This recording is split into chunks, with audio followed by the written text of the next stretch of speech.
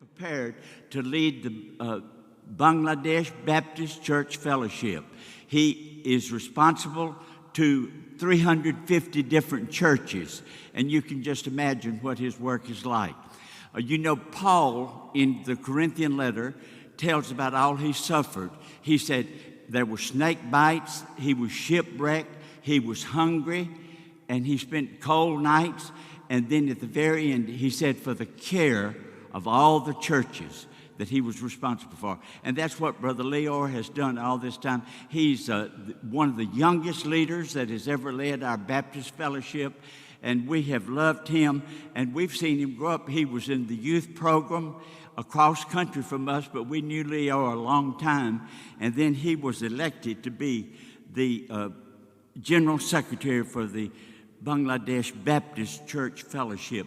And we've enjoyed fellowship with him during these days. He's going back tomorrow. We're taking him to Jackson, and he'll go on to Atlanta. He has 2 meetings over there, and then he'll be going back to Bangladesh in the next several days. He is, last Wednesday I told you all that he was coming, and after the service, somebody came up to me and said, Brother Tom, interpret for him.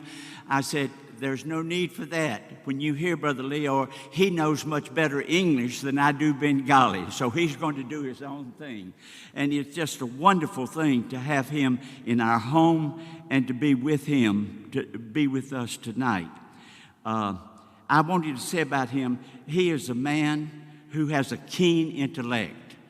He can discern things in a wonderful way, working with the churches. He has patience as he deals with all the problems of the churches in different places. And then he's a man of deep compassion. And so tonight, I'm very happy to claim my friend. Huh? Oh, yes, he was connected to CJ and Julie.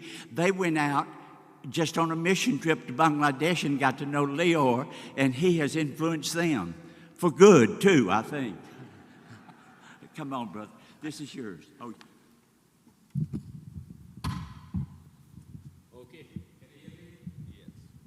Thank you, Tom, Gloria, the wonderful people. You know something about them, but we really witnessed what they did and what they have done so far in our country. They made a huge impact in our country, and sometimes we really struggle because the standard they set for us, it's really difficult for us, you know, because we are struggling to maintain that standard. So I brought greetings from Bangladesh.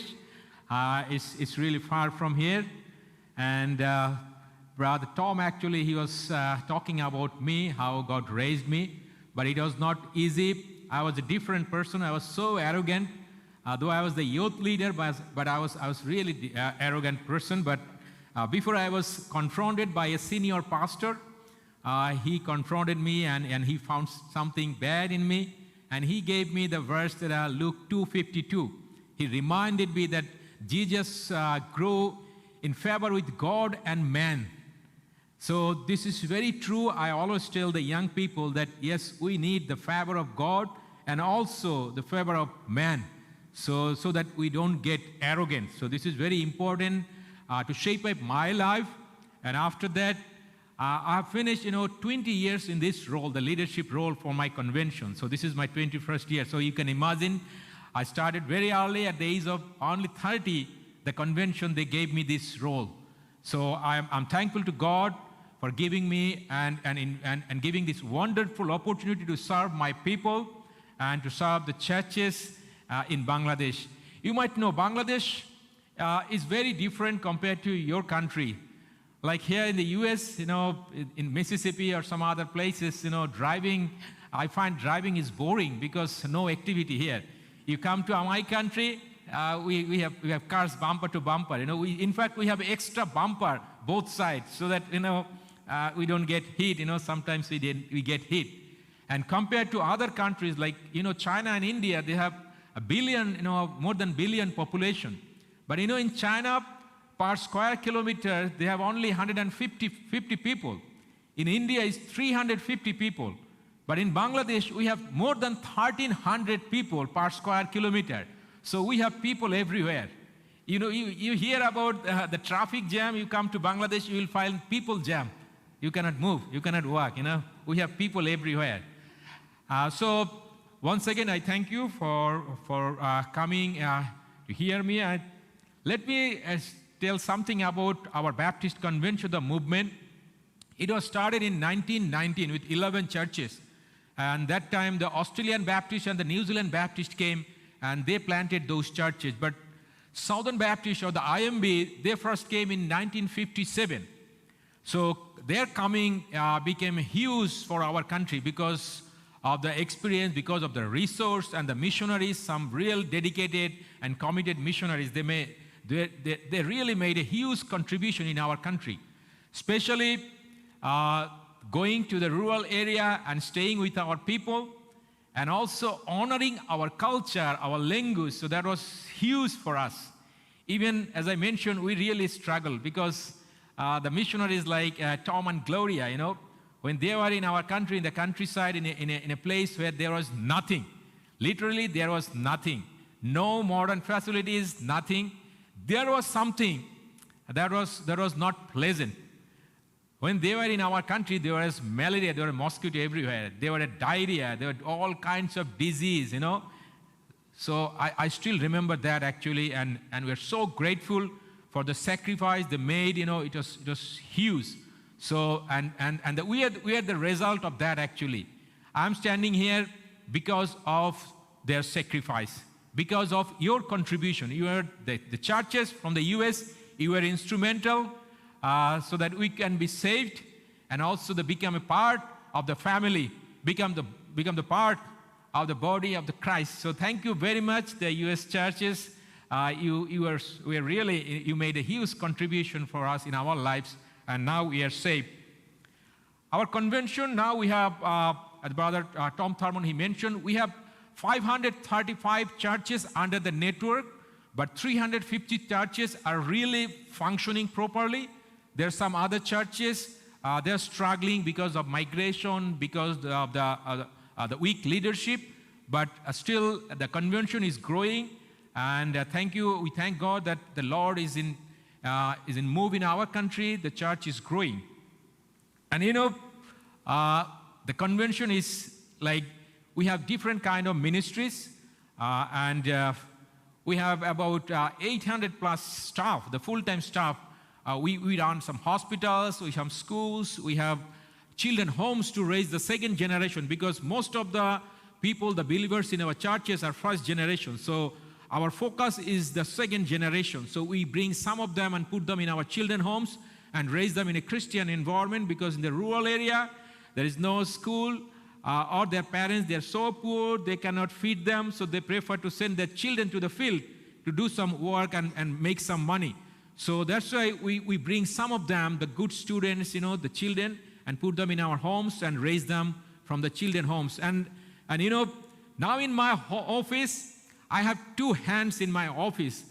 The one responsible for mission evangelism, and the person responsible for finance and admin. Both are the product of that children homes. So I'm so happy to see that the generation is coming up and taking the leadership. And so again, I'm really thankful to the mission effort and the mission initiatives taken by the IMB or the churches. You were behind that. And when they were in Bangladesh, like the missionaries, I still remember, according to our history, we were liberated from Pakistan in 1971.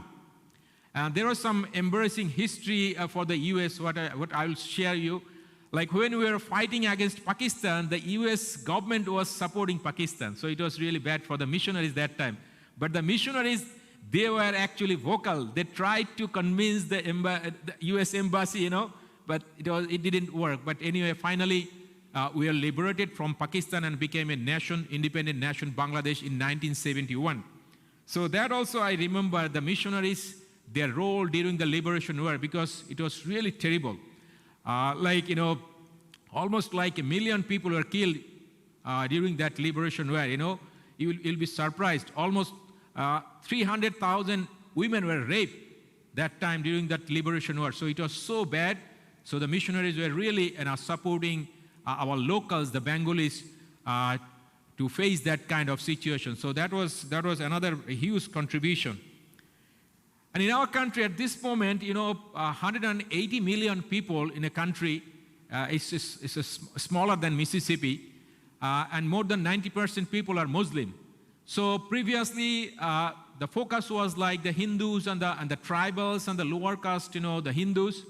So now, when we have started reaching out the Muslims, so now it's becoming difficult, because the Muslims are happy to see the Christians, but as long as we are not trying to share the gospel to them, or we are not trying to evangelize them.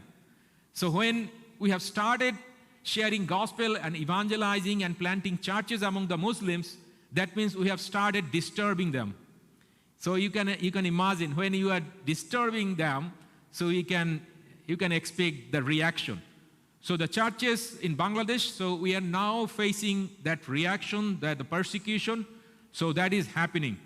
And so when we try to baptize Muslims, most of the time we bring them to our places, and most of the time we baptize them sometimes 1 o'clock or 2 o'clock in the midnight, and we don't take any photo. Actually, I cannot trust my camera, my phone also, because somebody will share that information, because when we bring them for training or for conference, there are always some people they are spying. So it's sometimes very dangerous. So this is a real situation we are facing. I request your prayer. But there is a joy when you see the Muslims are really receiving and responding. We have number of churches among the Muslims, but it was not easy. There was an incident. One of our evangelists, the key leader, he was killed, and he was killed. In fact, he was slaughtered. And I was there for the funeral service, and in our country, as I mentioned, we have people everywhere. So I didn't know what will happen, but when I heard about that, I went there.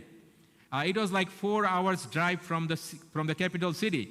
So when we were there, and by that time there were more than 3,000 people came. They're all Muslims, and our believers, they were all hiding because of the scary situation. And the person who were slaughtered, his body was there, and we were trying to bury him, but the situation was really bad. And during the funeral service, very intentionally and very loudly, I offered a very special prayer, very different prayer for the Muslims.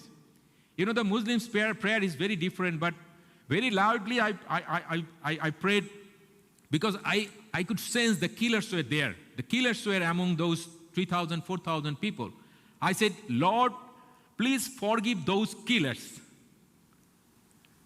And that prayer, I that time it was, and I couldn't think about it actually. But after 2 years, the widow was in our hospital, and we trained him to be a nurse. So she's still there. She's a nurse in our hospital, and 2 daughters, they got married. But after 2 years, the lady, the widow of that man, that evangelist, he called me and he said, there's something happening. The wives, actually, the women, they started blaming the Muslim, they started blaming their husband that you are coward. You knew who killed Goni, you didn't speak out.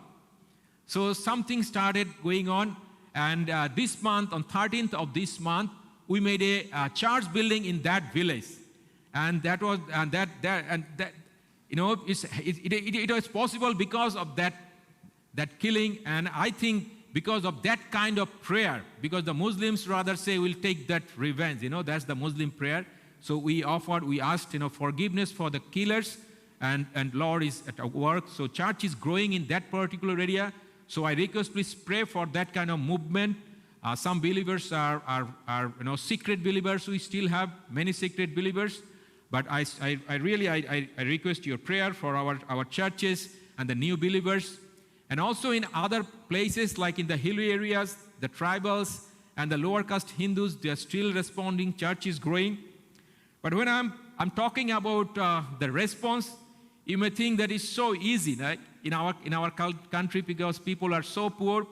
But believe me, it's not easy. The process of evangelism and discipleship is not easy.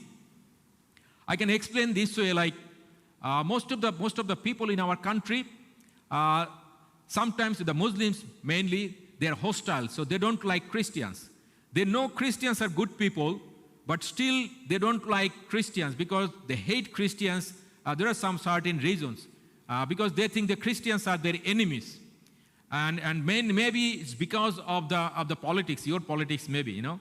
When, you know, anything goes wrong with the Muslim countries, the Christians in our country, they blame you Christians, you are killing our brothers, you know. And they don't find you, they take stone for us, you know. That happened after Iraq War, I can tell you. The situation was really bad for the Christians there that time because they think whatever, you know, you do, so that is the Christian act. So they think the Christians are killing Muslims. So that's why they have kind of hatred. And the imams, you know, very intentionally and very, you know, sometimes, you know, on Friday, they have a special prayer. They try to, you know, spread hatred against Christians. So when we go and share the gospel, or we do some ministry among them, we do this different kind of service, the compassionate ministry or loving care, then they start thinking differently. And through this kind of programs, they become kind of sympathizer, you know. Maybe we can use that word. So they show kind of sympathy towards the Christians. So that's the second stage, you know, the unbelievers. So when you do something, they become sympathizers. And then we start, you know, nurturing them, you know, visiting them, sharing gospel. And they become seekers. So that's another stage. So when they become seekers, that's the opportunity we give them the gospel. We share about our faith and everything. And then they become the believer. And then maybe that's the end, you understand, but not like that. When they become believers, that's really difficult situation for them, particularly for the Muslims and also for the Hindus.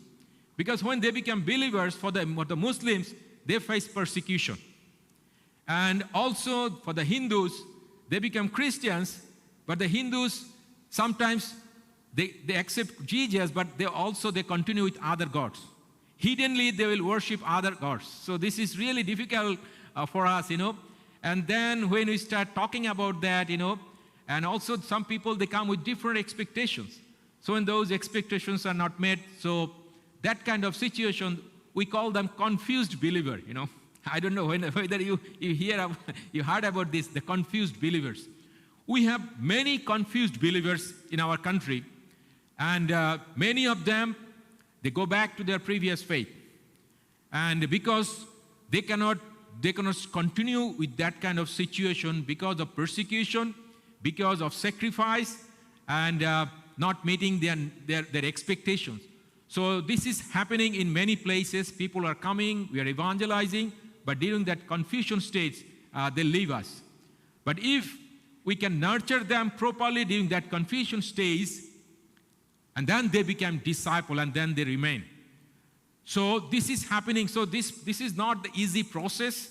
So we need to nurture them properly. There are different, you know, steps we need to follow, and then the church can remain and become healthy and multiplying. So that's what we are trying to do, reaching out the people in our country through the local churches. So we don't like to plant an orphan church. You know, sometimes we can go and plant a church, but we always follow the mother church approach. We try to equip and involve the local church to go and share the gospel and then plant a church, and the mother church will continue to nurture the daughter churches so that they can grow and they can also become matured and they can also multiply. So this is the approach we are having in our country. And our evangelists are so much involved in that process, and of course the local church is with them.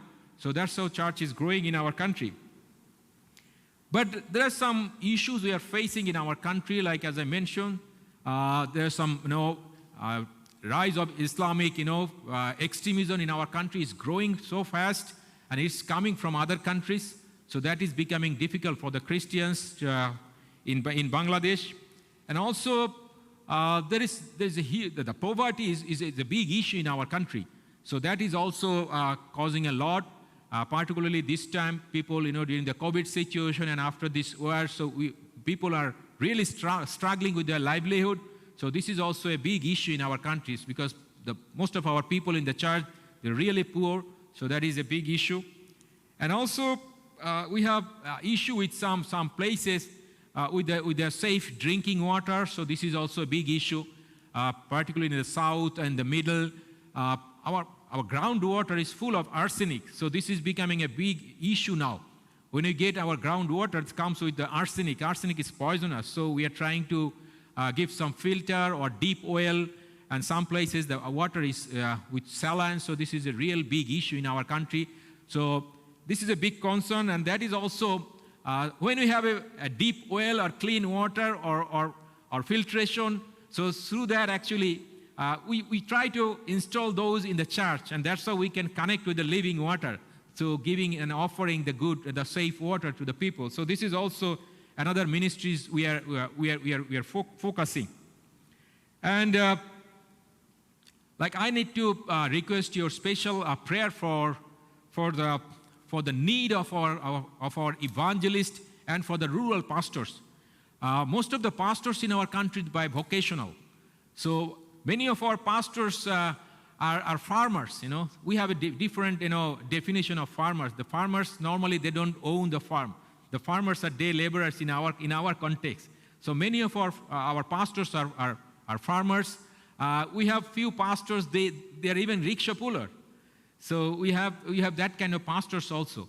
So they have their own profession, but still they are volunteering their time and their efforts. So we always need to train them. And sometimes we need to encourage them with kind of love gift.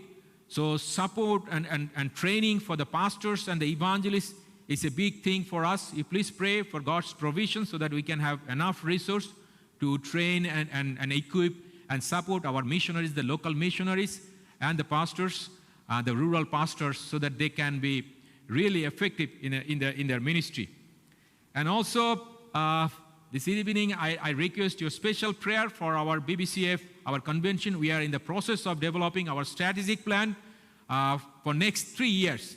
It's very important to have our plan. So this planning process is a huge thing. We have started 2 months back. It will continue till November so that we can involve and engage all the stakeholders, our churches, our leaders from different levels, and we can make a real good plan for the next 3 years. Up to between 2023, 2025. So that's the issue. And also we are having a kind of a dry kind of situation at this moment in our country because of the COVID situation. The churches they could not meet. There's a lot of frustration there. So I request your prayer for a revival in our country. So we are praying about that. So please pray for the revival in Bangladesh. Most of the churches and other denominations, we are almost facing similar kind of situation in our country. So we really need your prayer to face that kind of situation at the same time when the persecution is growing. And also please pray for 3 couples are now in our safe house, in our prayer garden. We have a prayer garden and convention center. It was a gift from the IME. Actually, his name is Jim McKinley. He's from Louisville, Kentucky. It was his dream. He helped us to have a nice facilities where we can accommodate more than 500 people to have a large conference. CJ and Julie, they were there for a youth conference. So we brought them and put them in our safe house. So it's quite regular now. It's not safe for them to go back to their village because they are new convert.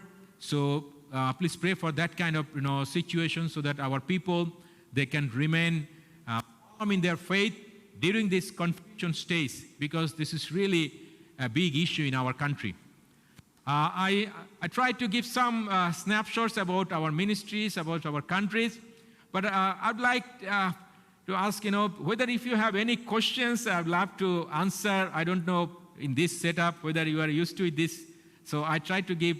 Or maybe Brother Tom Thurman and Gloria, you may have something. If I miss something, please, if you have, should I include something else or should I say something else?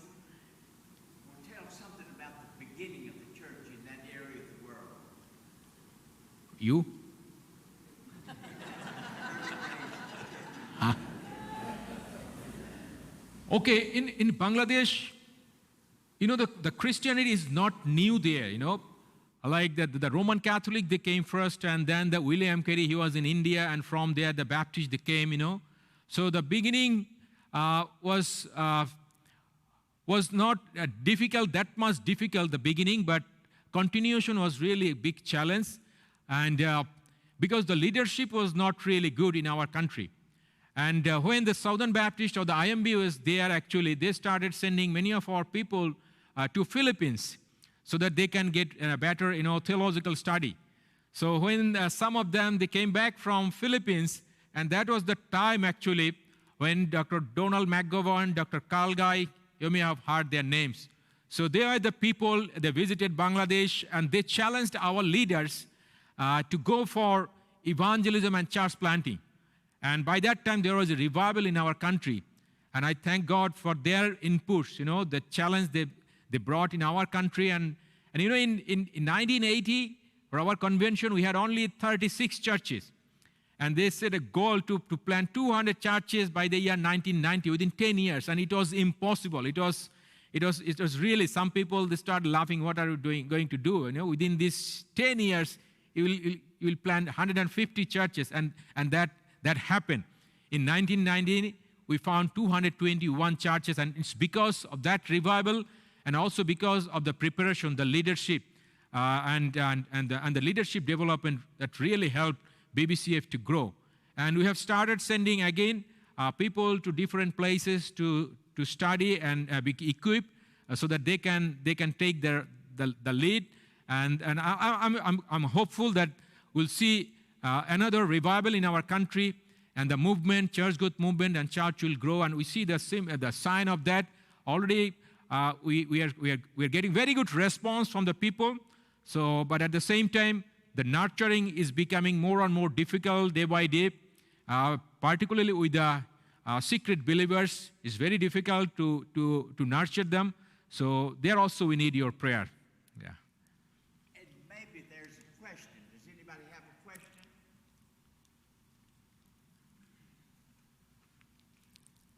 Please. You said that the churches are allowed because of COVID right now. Is that equally spread across the country between Muslims and Hindus not being able to meet as well, or is it only the Christian churches? Oh, it was same for all actually during that lockdown. But now things are open, so now people can come and meet. But in the cities, we still have that mask restrictions.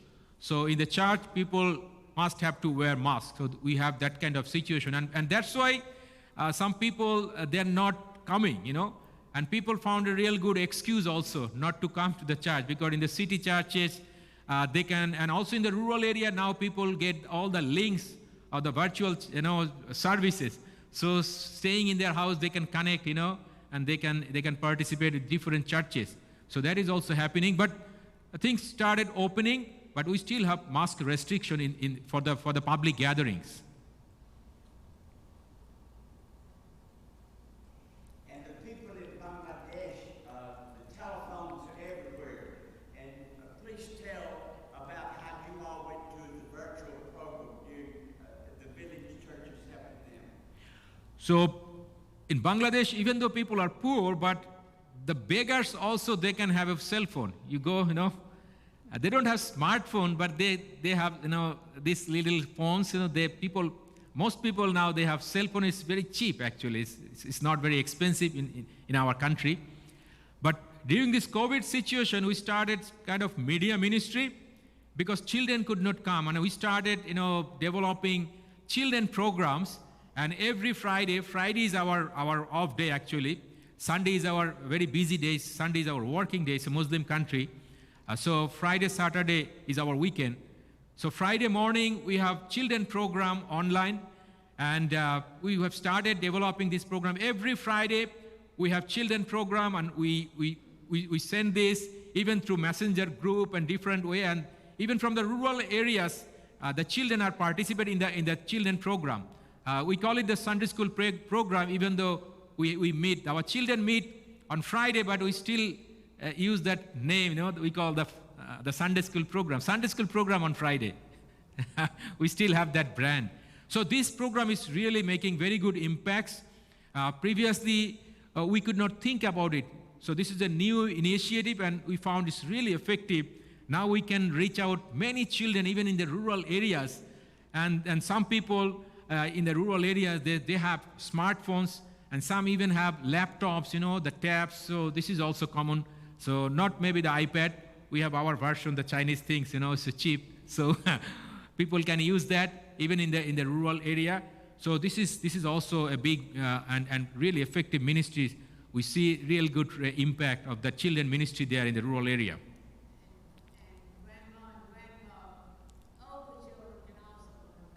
Yeah, this children program is really helping because, the elderly people can also come and join. And we have started the Bible study group in different places now. As I mentioned about the nurturing part is very important. So during this COVID situation, we started, running some Bible study groups virtually. So, and now we are trying to stop that virtual things, even for the rural areas, so that they can also come and do this physically. But the COVID, actually there is some problem, but that also brings some new and innovative, ideas and something new actually. People are now attending and involving in different kind of innovative, the ministries and different groups formed. So that is also helping. Do you think how many generations have your people been Christian, your family? Tell us about the conversion of your first believer. I'm a third generation. My grandfather actually, he was converted by a New Zealand Baptist missionary. So, and then my father was raised in a children's home. And he was graduated, you see then his son at the third generation, I'm leading the convention. That's the transformation, So that is happening. But most of the people in our convention, the believers in the church, they are still first generation. The second generation, they are the youth or the children. So we are really giving more efforts to the second generation so that we can really nurture them properly. And they will be the real, the believer, the force for the churches. So they are the future for the churches in our country. Do you think you can continue a virtual church? Yes? Virtual church? Yes, because you say they face persecution, so would they not feel safer doing it virtual than coming directly to the church? No, those churches are not really like the rural areas. We don't have virtual churches because in the rural area, not many people have that access. Yeah, so mainly in the towns and the cities, but for the rural areas, for the secret believers, they meet in the houses. So those churches are kind of house church. So they meet secretly.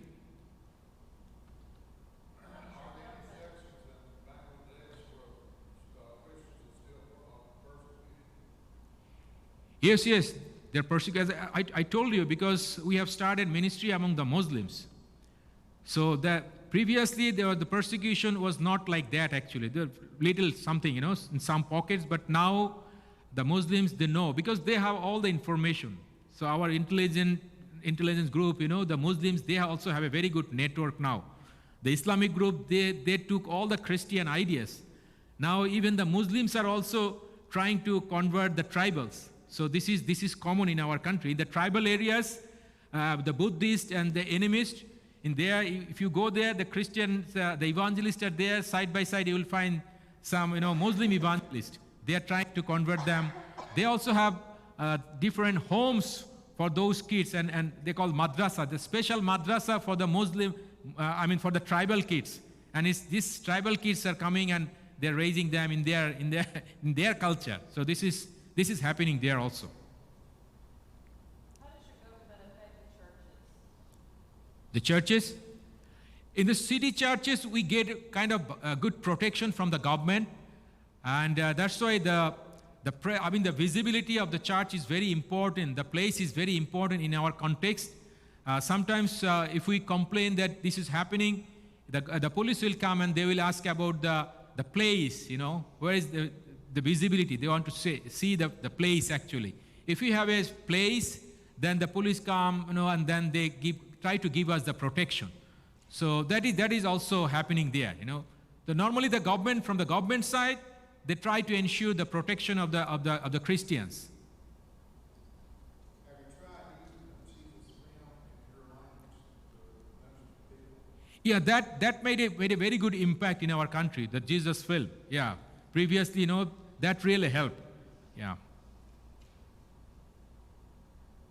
Do the police protect more the Christian churches, or is it equally around with Muslim, Islam? Oh, Christians we are just less than 1%. We call us the microscopic minority, very little, So even we are less than 1%. So Muslims are around us. So they are the majority. We have some Hindus also, but Hindus are also really struggling there. Many of them, they're leaving the country. They're crossing the border and going to India. So this is also very common. Yeah, but Christians cannot go and cross the border, Christians, this is our land, so we will be there.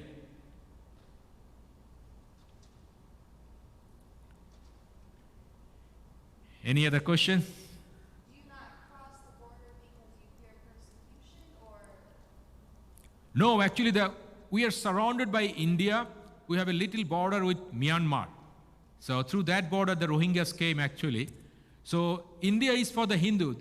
Hindu people, they think India is their land. So if anything goes wrong, the Hindus, they can easily cross the border and go to India. They have their relatives. They go there and settle down. So this is like this, But the Christians, we cannot go there. This is not our country. Because for India, there is another name they call Hindustan. You see Pakistan and the Hindustan. So India is like Hindustan. So Hindu, they prefer to go and live there in India. So that's how the many Hindus, they're crossing the border and trying to go and settle there. Yeah, but for the Christians, this is not Christian place, So this is, Bangladesh is our place. No way we can leave this country. And no place for us to go. So we cannot go.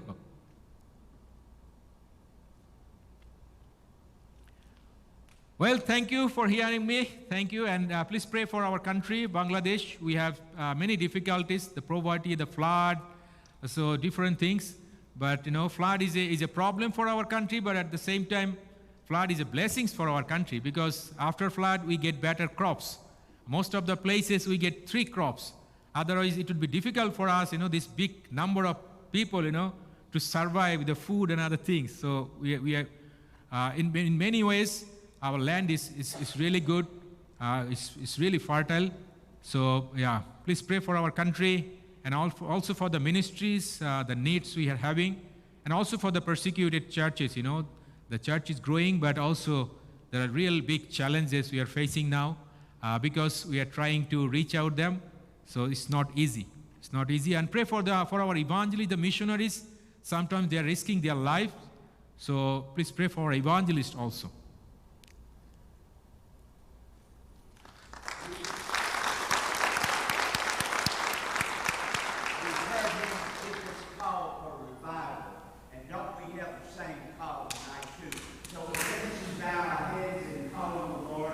Someone to volunteer to pray for Leor, for the countries where the good news is going out, and that God will flood these lands with His wonderful word. Would someone do that for us now? Pray for revival.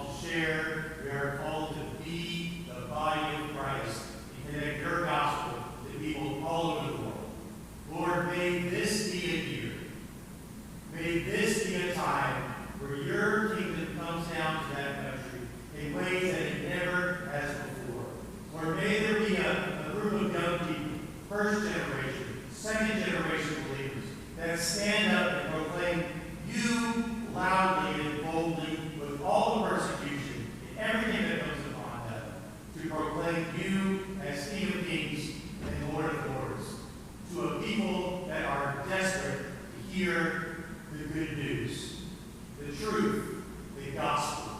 And that is the gospel of Jesus Christ. Lord, I do thank you for my brother, Leor. Lord, I thank you for the history of our church and its relationship with the people of Bangladesh, the Bangladesh Baptist Church, their fellowship. Lord, we do continue to lift them up on those 500 plus churches. Lord, maybe next time when Leor comes to visit us, that number is 1,000. Lord, wouldn't that be incredible? And we know that your power enables things like that to happen. Not by what we can do, Lord, but what you can do through us, through your power, and through the power of the Holy Spirit. Lord, may we leave this place encouraged. Lord, may Leor leave the city of Columbia encouraged, and he knows that there are people in this city, this small city in Mississippi, that are reaching out, that are praying for these people in the country of Bangladesh. Lord, thank you for this opportunity, and thank you for